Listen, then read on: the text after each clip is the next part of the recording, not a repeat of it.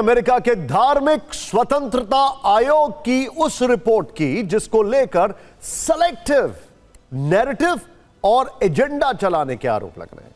यह report USCIRF यानी United state commission on international religious freedom ने छापी है, जिसे लेकर अब राजनीतिक विमर्श हो रहा है।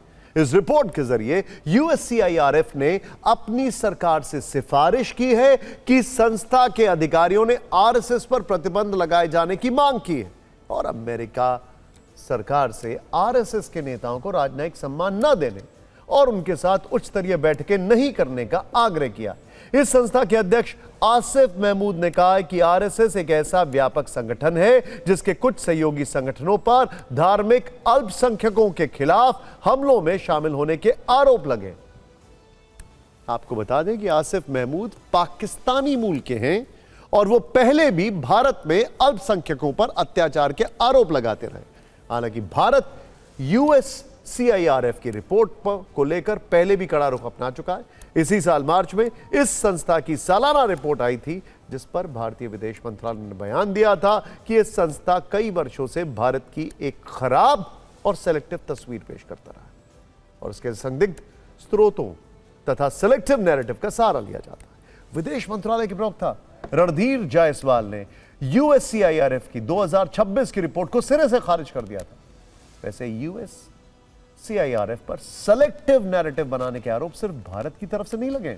दुनिया के कई देशों ने अलग अलग समय पर इसकी रिपोर्ट्स और टिप्पणियों को खारिज किया है। जून 2020 में तुर्की यूएससीआईआरएफ की रिपोर्ट को खारिज कर चुका है, जिसमें उत्तरी इराक में तुर्की के आतंकवाद विरोधी अभियानों को लेकर सवाल उठाए गए थे। इसी तरह जुलाई 2024 में चीन ने अमेरिकी धार्मिक स्वतंत्रता रिपोर्ट को सिरे से नकार दिया था, जिसमें चीन पर शिनजियांग में मुसलमानों की कड़ी निगरानी और दमन का आरोप लगाया गया था।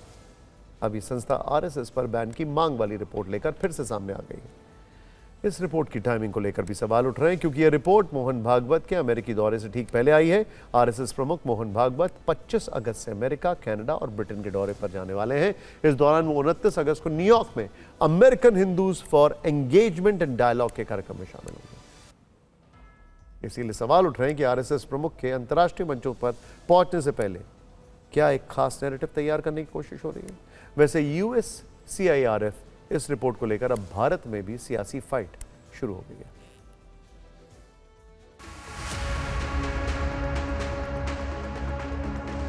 आरएसएस भारत के संविधान, भारत की संस्कृति, भारत की समरसता, भारत की सभ्यता को रक्षित करने वाला आरएसएस। हमें यूएस की बॉडी से मतलब नहीं है।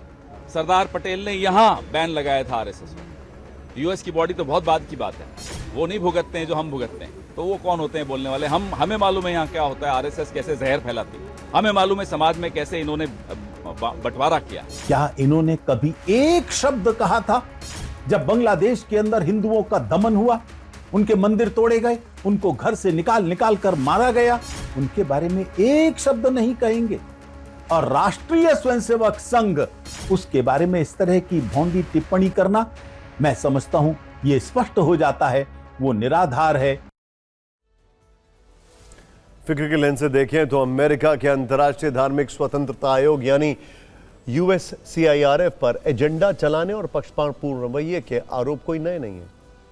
वर्षों से आलोचक और भारत सरकार दोनों ये बात रेखांकित करते रहे हैं कि इस संगठन की रिपोर्ट अक्सर चुनिंदा एनजीओ स्टडी, एक तरफा मीडिया आख्यानों और आंशिक बयानों पर आधारित होती है। इनमें भारत जैसे विशाल, जटिल और बहुलतावादी समाज की जमीनी हकीकत को तो या तो नजरअंदाज कर दिया जाता है या फिर एक विशेष वैचारिक चश्मे से देखा जाता है। उदाहरण के लिए आयोग के हाल में आई वार्षिक रिपोर्टों में भारत को कंट्री ऑफ पर्टिकुलर कंसर्न घोषित किया गया था, जो सच्चाई से कोसों दूर है। इन रिपोर्टों में अलग अलग हुई घटनाओं को जनरलाइज करके पूरे देश की धार्मिक स्वतंत्रता की तस्वीर खींची जाती, जबकि 140 करोड़ की आबादी में सभी धर्मों के लोगों का फलना फूलना, साझा अस्तित्व जैसी बुनियादी सच्चाई का उल्लेख नहीं के बराबर होता है। भारत सरकार ने बार बार कहा है कि यूएससीआईआरएफ एक पक्षपातपूर्ण और राजनीतिक एजेंडा चलाने वाला संगठन है। विदेश मंत्रालय के प्रवक्ता ने 2025 और 2026 की रिपोर्टों पर प्रतिक्रिया देते हुए इन्हें विकृत और चुनिंदा तस्वीर बताया था। जाहिर है इस आयोग की अपनी विश्वसनीयता संदेह के घेरे में है।